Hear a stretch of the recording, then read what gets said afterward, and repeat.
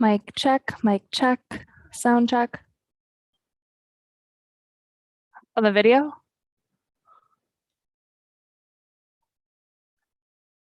Did I have it on my video right now.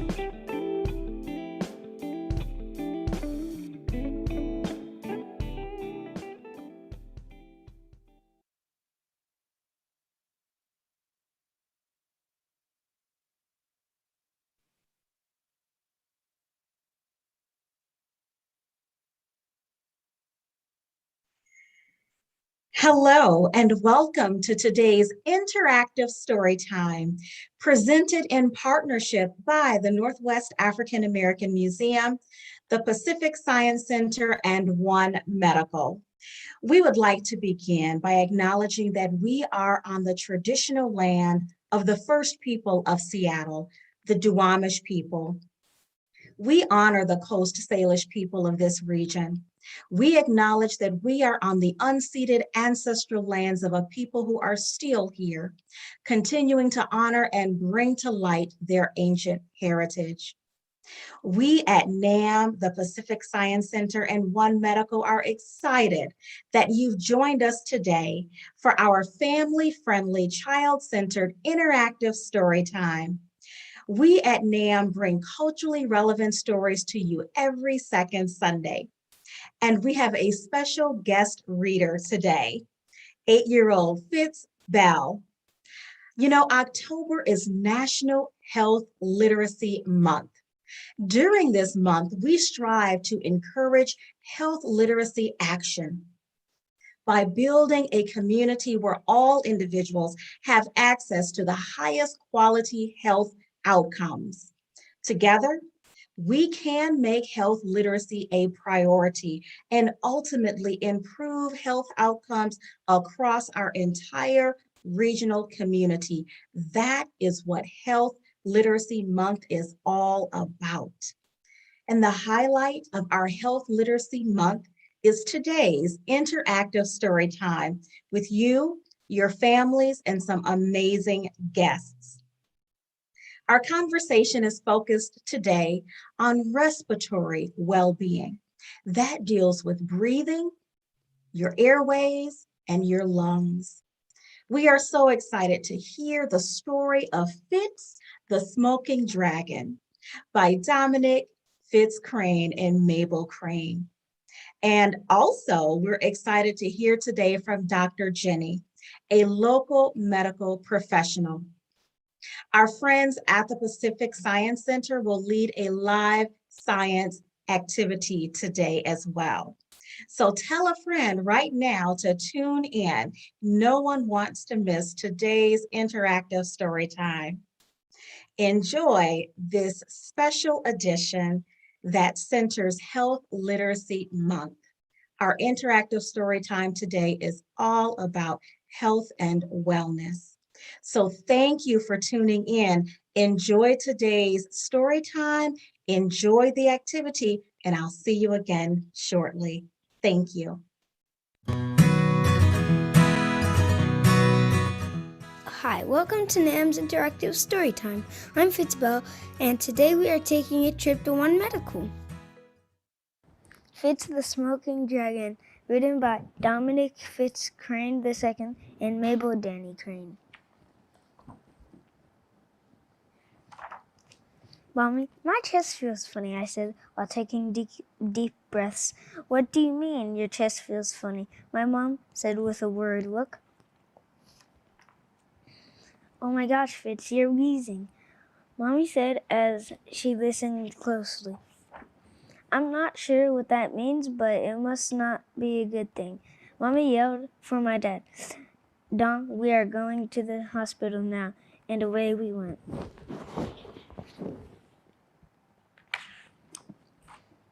My room is big, the bed is huge, and there are a lot of machines buzzing and beeping. I feel scared, but my mommy and daddy are right next to me. I see my doctor walk into the room. She is holding something in her hand. Oh no, I yell out. I don't want a shot. My doctor is nice. She smells like happiness and joy, but I still don't want to take a shot. She calmly says, "Big boy, we are not giving you a shot. Right now, we are going to give you a breathing treatment." A breath of what? What?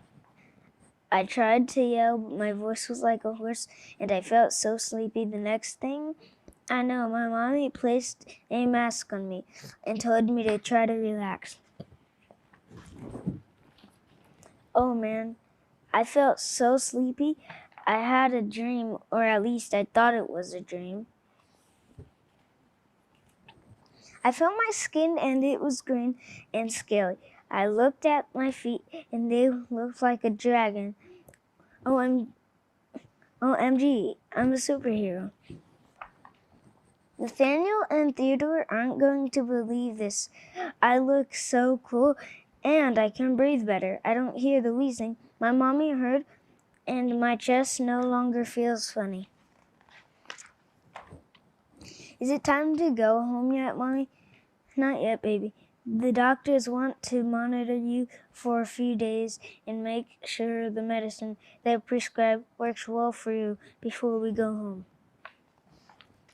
Oh man, Mommy, I'm fine. I have superpowers. I'm a Fitz the Smoking Dragon, I said that with a very dramatic voice. Besides, I've got to get back to my game of Roblox. Nathaniel and Theodore have probably beaten my score by now.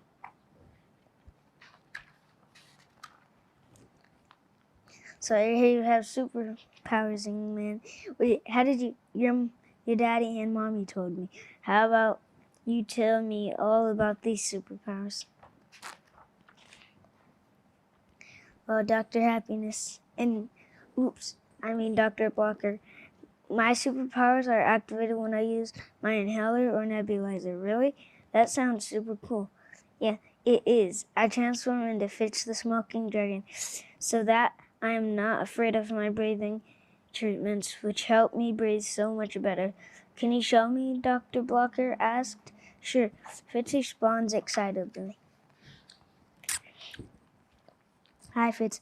Welcome back, Fitz. My friends were so excited to see me when I returned to school, so was Miss Franklin.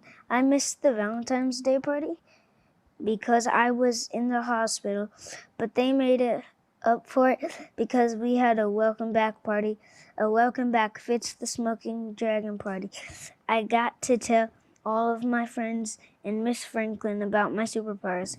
They had a lot of questions too. Miss Franklin had to have a long talk with my mommy and daddy and the school nurse. My parents had to teach them how to watch for signs that I needed to activate my superpowers. It won't be fun if I have to sit out during recess. It is very important to let Miss Franklin know if my chest feels funny. Things changed at home too.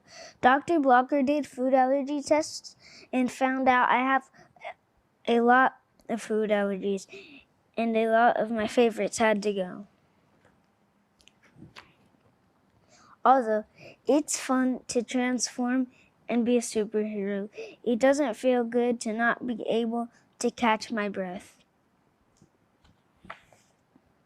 I'm Fitz the Smoking Dragon, and I'm a superhero because I save my own life every day by taking my medicine, avoiding foods that I'm allergic to, and listening to my body when it says I need to take a break from physical activity. If you have asthma, like me, you don't have to be afraid of the nebulizer or inhaler. Insert your name and say, I am Fitz the Smoking Dragon, and be your own superhero too. Well, my name is also Fitz. Hi there, my name is Dr. Jennie. I'm here to talk to you about asthma. So let's start by taking in a deep breath, in and out. And what do you notice? Do you feel the air coming in through the nose or the mouth? Do you hear the air coming in through the nose and mouth? And do you feel the air going down towards the back of the throat to this area called the pharynx? And where does the air go from there? That's right, the lungs. And what are the lungs? They're a pair of squishy organs that fill up with air as we breathe. And they help us get the oxygen from the air that we breathe so we can do things like dancing and laughing, singing and sleeping. But how does the air get from our nose or our mouth to our chest? Well, if you look inside the body, you would see this. So the air comes from the nose or the mouth down towards the back of the throat called the pharynx. It heads down the trachea, which is also known as the windpipe, and the trachea breaks down into two sections called bronchi, or two tubes called the bronchi. There's the right bronchi and the left bronchi, and each of these bronchi break down into smaller and smaller and smaller tubes until you get to the smallest tube called the bronchiole, and you hit the alveoli here. The alveoli are air sacs, and this is where the oxygen from the air that we breathe gets transported to the red blood cells. And the cool thing is the oxygen mixes with the sugars that come from the food that we eat in a very special way to give us energy. And our bodies need energy to do all sorts of things, like sleeping and growing hair, healing from a wound. So that's why oxygen is so important for our bodies. And then when someone has asthma, they get attacks of inflammation. But what is inflammation? Well, you may see an example of inflammation on our skin. So if you've ever been bitten by a mosquito or had a cut on the skin, you'll notice in the case of a mosquito bite that there's a pink, red, hot welt. Sometimes it itches, sometimes it hurts. If you have a cut on the skin, you might notice that there's a rim of redness on either side of that cut, and that's inflammation. And the same thing can happen in our lungs in the case of asthma. So with asthma, let's see here. So in a normal lung, if you look at the airways, you'll see that there's tiny little rings of smooth muscle. The smooth muscle is very different from the muscles that we use to move our arms, our legs. These smooth muscles actually move by themselves without us even thinking about it. That's pretty cool. And then if you look inside the lungs, or if you look inside the airways, you can also see that there is a small amount of snot or slime. There's a special name for it called mucus. And normally there's a small amount of mucus there because the mucus helps us hydrate the air that we breathe, and it helps our lungs work appropriately. But what happens with asthma and what happens with the inflammation in asthma is that these smooth muscles, they constrict and they tighten up. And at the same time, too much mucus builds up, making it hard to breathe. So what causes this? Well, no one knows exactly what causes asthma, but we know that there are certain triggers that tend to cause an asthma flare-up. Triggers like pollen, animal dander, which is animal dust and little bits and pieces of animal skin that we can't see. Exhaust, air pollution, the invisible dust that comes out of cars. Tobacco smoke can cause it. Certain types of allergies can cause it as well. Things like big emotions, like feeling angry or feeling nervous, that can sometimes cause people to have an asthma flare-up. Cold air and sometimes heavy exercise can cause it too. And when a person has an asthma flare-up, what do they experience?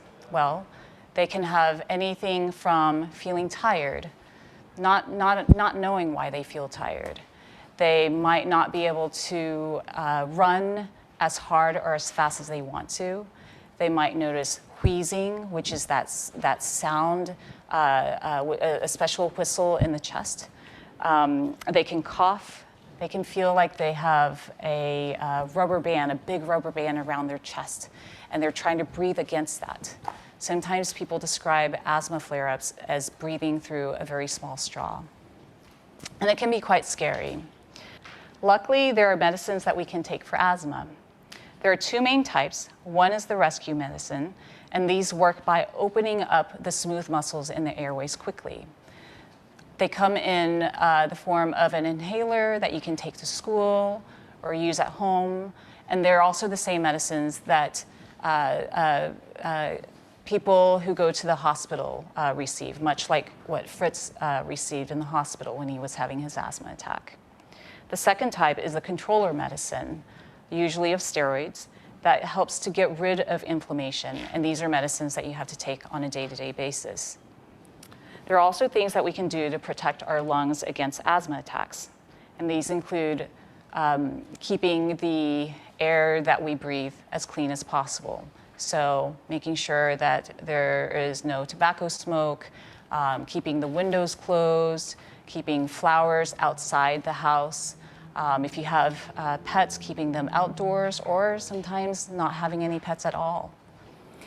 You can also keep your airs clean by learning about the air quality index, so you know when it's important to stay at home if it's too dusty or too smoky outside.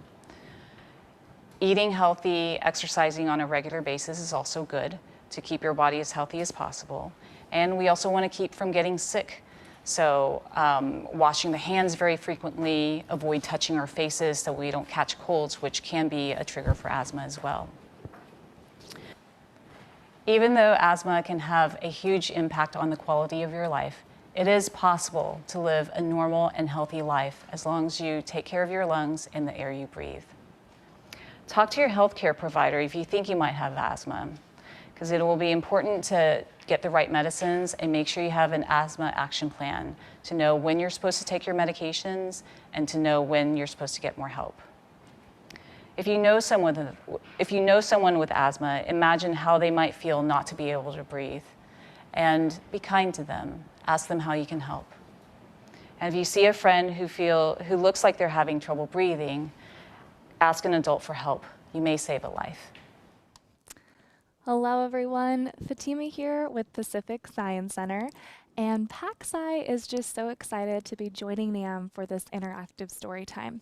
You know, listening to Fitz tell his story, Fitz the Smoking Dragon, and also getting to learn more about asthma with Dr. Jennie really has me feeling curious about our lungs and how they work to help us breathe. So if you're feeling curious too, and you're wanting to explore more about the science behind our lungs and our respiratory system, I have an activity you can try at home. Today, we'll be learning how to build our very own models of the lung. And models are super helpful in science. They can help us with learning more about things that can be kind of hard to explore in real life. So let's go ahead and get started with building our very own models. Now, for this activity, you are going to need a few materials. We'll go over those right now. To start, you're going to need a plastic cup, so something that's clear, easy to see through. A few options you can have, try and find a plastic cup of any size, or you can also try using a clear plastic water bottle with the bottom part removed. You're also going to want a few other things, including 2 balloons, one that should be small enough to fit inside your cup, and one that's going to be large enough to stretch over the bottom of your cup. So we'll see how to do that in a few moments. You'll also want a straw, some tape, and some scissors. So let's go ahead and get started with building our model. And for the first step, you're going to want the help of an adult nearby. And that's because we're going to be using some sharp scissors. So making sure we have an adult do this first step with us. So first, we're going to go ahead and actually drill a hole into the bottom of our cup. That'll be big enough to fit our straw that we're using. So go ahead, and adults carefully help our scientists out with that first step. A little slowly drilling that top hole in.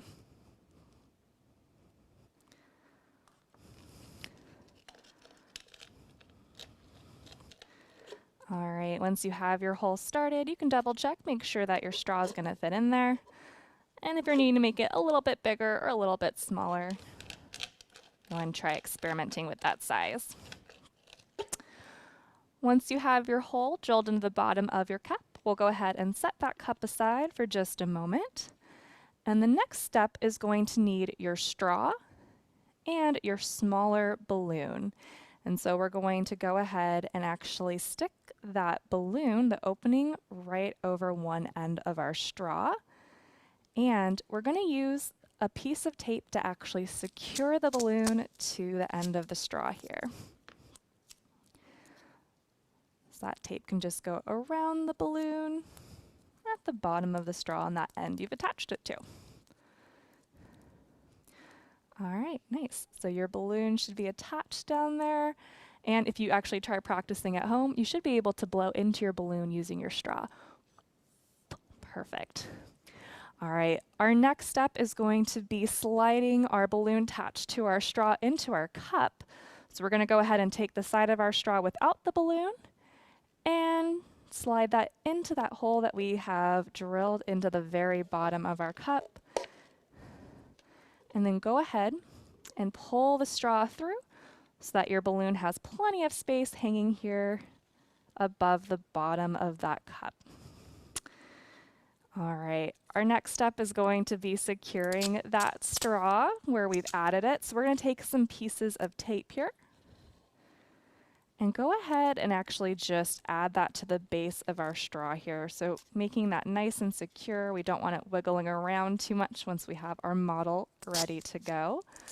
So just a few pieces of straw or of tape here. And you'll want to make sure that this hole now where our straw is coming through is nice and airtight. So we won't want any air coming up through that hole. So covering up any space left in that hole up with that tape you have. All right. Once you have your straw secure and your balloon is inside your cup hanging down, the next thing we're going to need is our larger balloon. So a couple things we'll be doing here. First, you're going to go ahead and actually tie off the bottom part of your balloon. So this might be another step our scientists need some help with an adult from. So without inflating the balloon, just tying a knot here at the very end. Next, we're going to go ahead and actually cut just a little bit off of the top part of the balloon, so the opposite end from where we've tied. So just a small little bit, cutting that off. So now you should have a nice open hole at the very top of your balloon. And for our last step with our model, we're going to go ahead and slide this balloon we've cut onto the end of our cup here. So this might take a little bit of work, a little bit of patience, getting that to fit over the bottom. This might be another thing we need some help from our adults with. So just sliding that bottom part onto the bottom of our cup. Oops. And if you're getting it on there and it's having a hard time staying on there, you might want another piece of tape to secure that balloon here at the very bottom. So we've got it here at the bottom of our cup, and I'm just going to go ahead and add some tape at the bottom so that'll keep that part from sliding off or popping back off. Okay.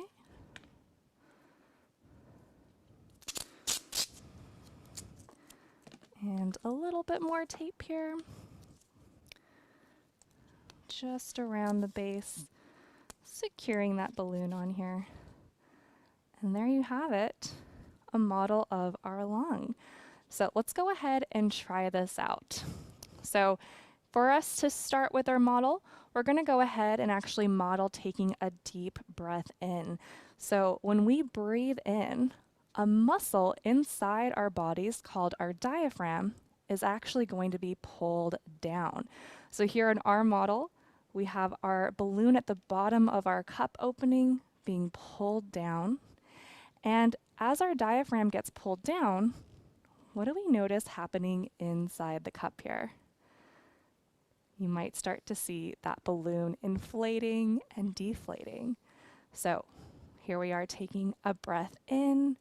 That air is being pulled in as our diaphragm pulls down. It adds space to our chest, and air is being pulled in through our windpipe or our trachea into our lungs. And when we exhale, that diaphragm is released and comes back to its normal position, taking away that extra space here in our chest. And that pushes the air out of our lungs, out through our windpipe, and then out through our nose and mouth. So scientists, if you have a chance to build your own model, have fun exploring with it. After learning a little bit with Dr. Jennie about what asthma is and where in our lungs asthma might affect our body, can you try to find those different parts of your body here on your model? How is the model we built similar to the parts of your body? How is it a little different? Or what other questions can you try answering by exploring with the model you've built? Again, I just want to say thank you so much to NAAM for having PacSci join in on today's interactive story time. It has been so much fun exploring the science behind our respiratory system with everyone. And I'm going to go ahead and pass things back over to our friend Lanisha with NAAM. Thanks, everyone.